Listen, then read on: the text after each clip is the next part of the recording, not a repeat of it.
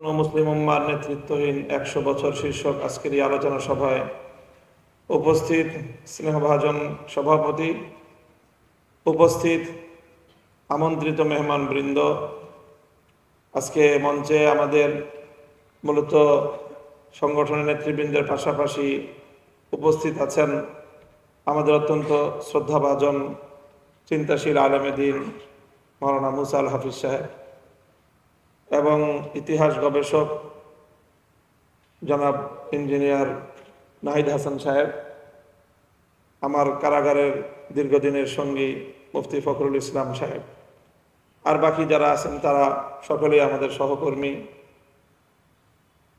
এবং আপনারা যারা আজকে এই মঞ্চে এখানে দীর্ঘ সময় ধরে একটা গঠনমূলক এবং চিন্তাশীল একটি বিষয়ে, চিন্তার প্রয়োজন গঠনমূলক একটি বিষয়ের আলোকপাত শুনেছেন, আপনাদের সকলকে আমি শুকরিয়া জানাচ্ছি যে এই ধরনের শান্ত স্বভাবের সাধারণ আলোচনায় দীর্ঘ সময় ধৈর্য সহকারে আপনারা উপস্থিত থেকে সংগঠনকে মেহমানদের সামনে উপস্থাপন করেছেন। যে এই সংগঠনের যারা আছে তাদের মধ্যে অন্তত কিছু লোক এমন রয়েছে যারা দীর্ঘ সময় আলোচনা শুনতে অভ্যস্ত।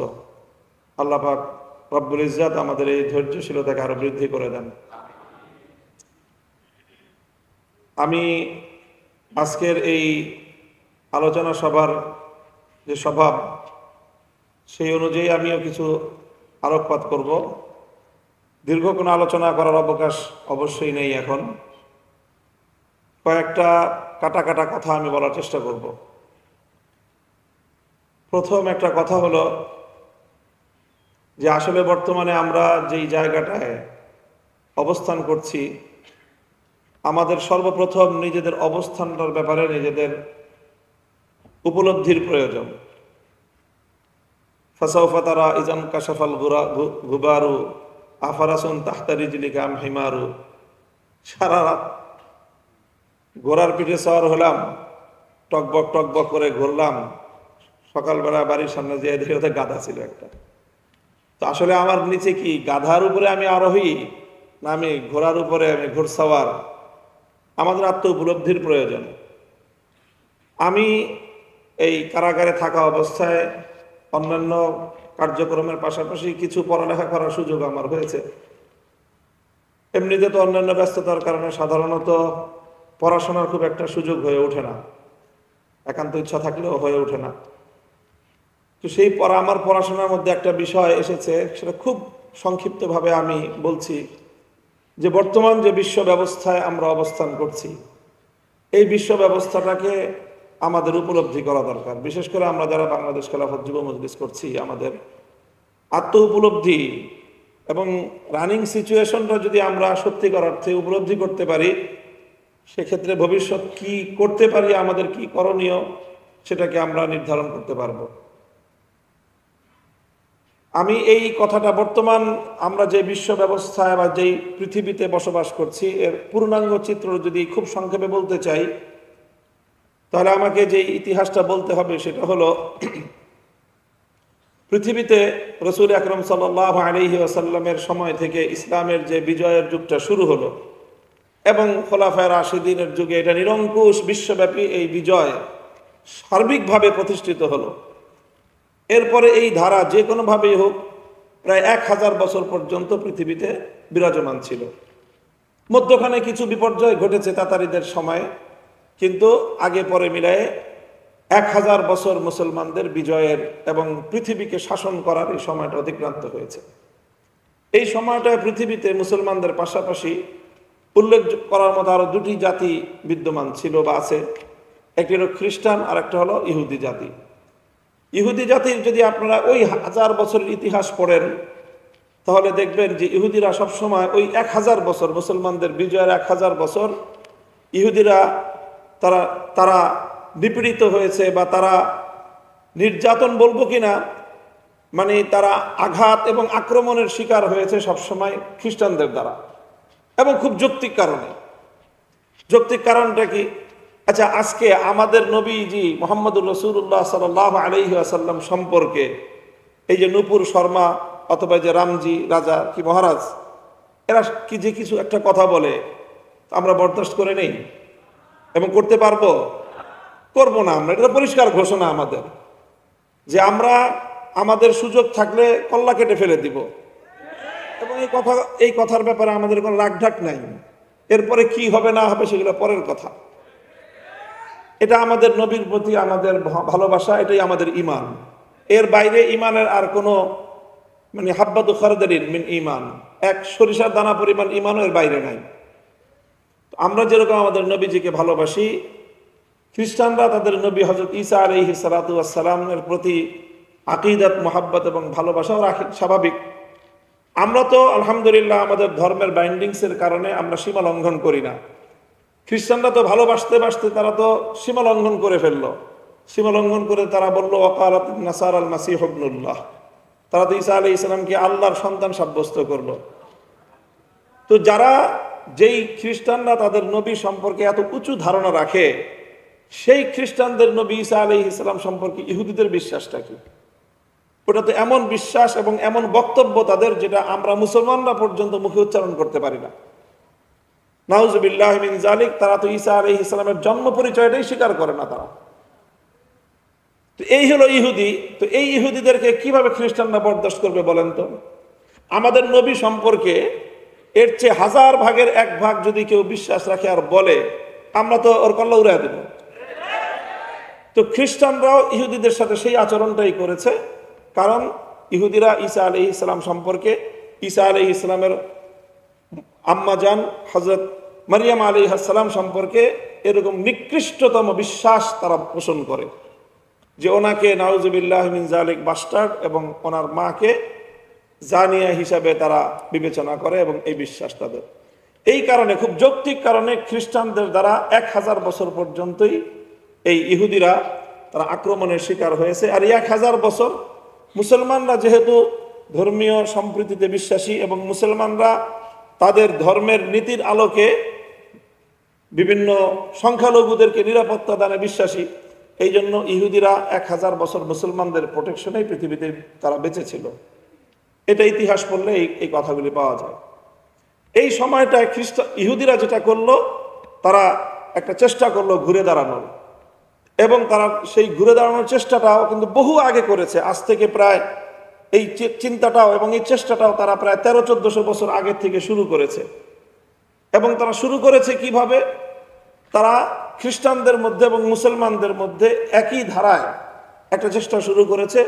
সেটা হলো মুনাফিকি ছদ্মরূপে ইহুদিরা খ্রিস্টানদের রূপ ধারণ করেছে, আবার কিছু ইহুদি মুনাফিকি ছদ্মরূপে মুসলমানদের রূপ ধারণ করেছে।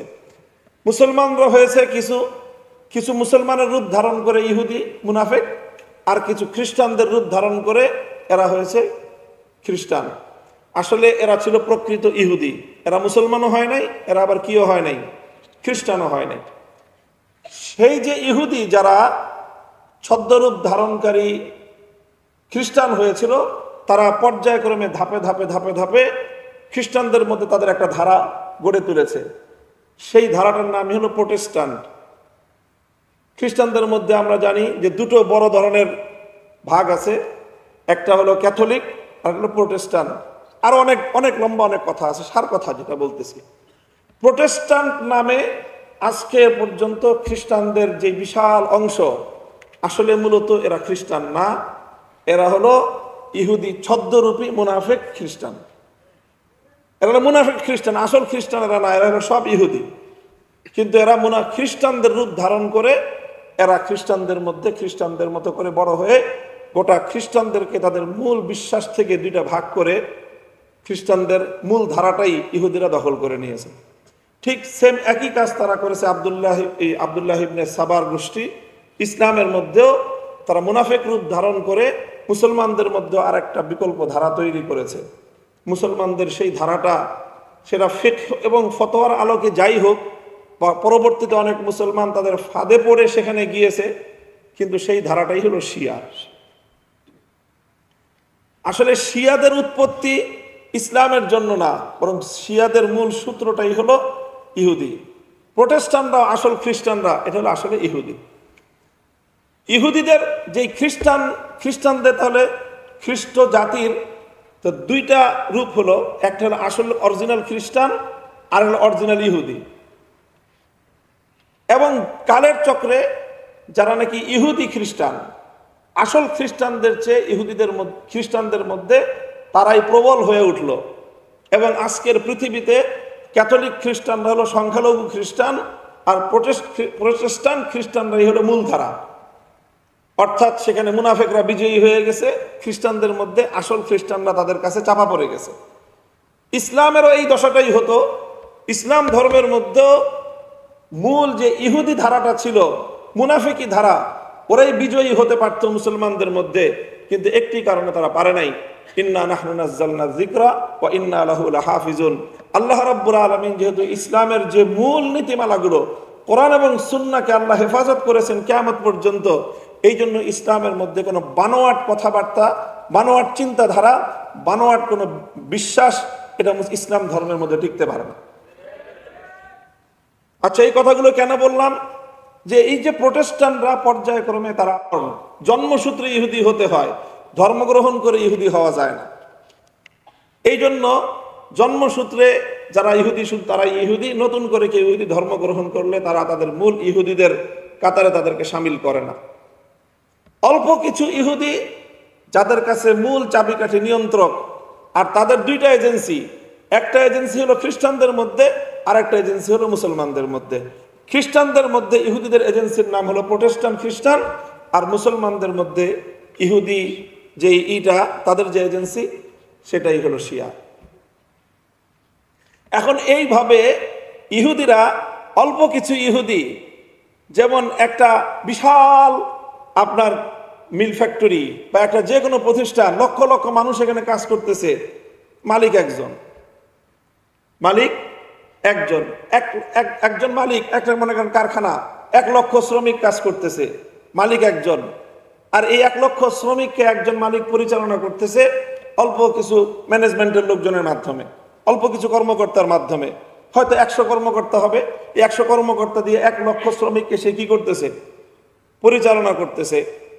তো ওই একজন মালিক যেরকম 100 জন কর্মকর্তা দিয়ে 1 লক্ষ শ্রমিক যেরকম নিয়ন্ত্রণ করে, আজকের আধুনিক বিশ্ব ব্যবস্থাটা হলো অল্প কয়েক লক্ষ বা তার চেয়েও কম কিছু ইহুদি, তারা তাদের মূল কর্মকর্তা প্রোটেস্টান্ট খ্রিস্টানদের মাধ্যমে সারা পৃথিবীকে তারা নিয়ন্ত্রণ করতেছে। এই নিয়ন্ত্রণের মাধ্যমেই আজকের যে নতুন বিশ্ব ব্যবস্থা, এই বিশ্ব ব্যবস্থাটা নিরঙ্কুশভাবে ইহুদিদের নিয়ন্ত্রণে। এখন আমরা যেই এটাকে বলা হয় নিউ ওয়ার্ল্ড অর্ডার, নতুন বিশ্ব ব্যবস্থাটা, এটা হলো ইহুদি বিশ্ব ব্যবস্থা। এই বিশ্ব ব্যবস্থায় ইহুদিদের সংখ্যা গুনতে গেলে আদমশুমারিতে তো তারা কোনো গণনার মধ্যেই আসবে না, পার্সেন্টেজের মধ্যেই আসবে না। যেমন আপনি একটা কারখানায় গিয়ে যদি আদমশুমারি করেন, তাহলে শ্রমিকদের তুলনায় মালিক কোনো পার্সেন্টেজে আসবে? শ্রমিক হলো 10 লাখ, মালিক একজন। কিন্তু বলেন তো, ওই কারখানাটার উপর এই 10 লক্ষ শ্রমিকের কথা কতটুকু চলে, আর একজন মালিকের কথা কতটুকু চলে? পার্থক্য নিয়ন্ত্রণ আপনারা নির্ণয় করতে পারেন?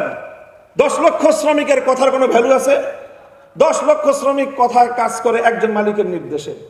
ঠিক ওরকম আজকের পৃথিবীতে জনসংখ্যার দিক থেকে 250 কোটি খ্রিস্টান, 250 কোটি মুসলমান, আর 2 লক্ষ ইহুদি। কিন্তু ইহুদিরা হলো মালিক সারা পৃথিবীর বর্তমান বিশ্ব ব্যবস্থায়, তার মালিকের আসনে বসে আছে, আর বাকিরা আমরা সবাই হলো শ্রমিকের মতো খাটতেছি। আপনাকে প্রথম এই কথাটা বুঝতে হবে, আমি কোন বিশ্ব ব্যবস্থায় আছি। এখন আসি আমি আমাদের মোহতারাম মুসা আল হাফিজ সাহেবের কথায়। উনি মুজতামায়ে সুগরা, মুজতামায়ে কুবরা বুঝিয়েছেন আমাদেরকে, যে অর্থাৎ সমাজটার মধ্যে বড় যে সমাজ, রাষ্ট্র বড়, কিন্তু সেই বড়টার মধ্যে এটা আবার ছোট ধাপ, আর গ্লোবাল বিশ্ব, যে সারা পৃথিবীটা যেই সমাজ, এই সমাজটা হলো বড় সমাজ, আর রাষ্ট্রটা হলো বড় সমাজের মধ্যে এটা ছোট ধাপ, ওটা হলো বড় ধাপ। এবং এই যে বিশ্ব ব্যবস্থা, এই বিশ্ব ব্যবস্থার কেন্দ্রীয় হেড অফিসটার নাম হলো জাতিসংঘ। নতুন বিশ্ব ব্যবস্থাটার মার্কাজি অফিস, এটার নাম কি? জাতিসংঘ। এই জাতিসংঘটাই হলো, ধরে নেন কোন একটা প্লেসে যদি হইতো, কোন একটা জায়গায় যদি হতো, তাহলে আমরা বলতাম জাতিসংঘটা যেখানে, সেই জায়গাটা বা সেই শহরটা হলো সারা পৃথিবীর রাজধানী, এবং সেখান থেকে সারা পৃথিবীকে নিয়ন্ত্রণ করা হচ্ছে। আর এই নিয়ন্ত্রণের চাবিকাঠি বা নিয়ন্ত্রণের সুতা কাদের হাতে? ইহুদিদের হাতে। এটা ইহুদিদের হাতে, এবং ইহুদিরাই প্রোটেস্ট্যান্ট খ্রিস্টানদের মাধ্যমে, আসলে প্রোটেস্ট্যান্ট খ্রিস্টানরা কোনো খ্রিস্টানই না, এরা মূলত ইহুদিদের একটা ভার্সন। খ্রিস্টানদের মধ্যে দুইটা ভার্সন, একটা হলো খ্রিস্ট ভার্সন আর একটা ইহুদি ভার্সন। এই ইহুদি ভার্সন প্রোটেস্ট্যান্টদের মাধ্যমে এবং কিছুটা মুসলমানদের এই শিয়া সম্প্রদায়ের মধ্যস্থতায় সহযোগিতা নিয়ে ইহুদিরা সারা পৃথিবীকে নিয়ন্ত্রণ করতেছে। আমরা আছি সেই পৃথিবীতে।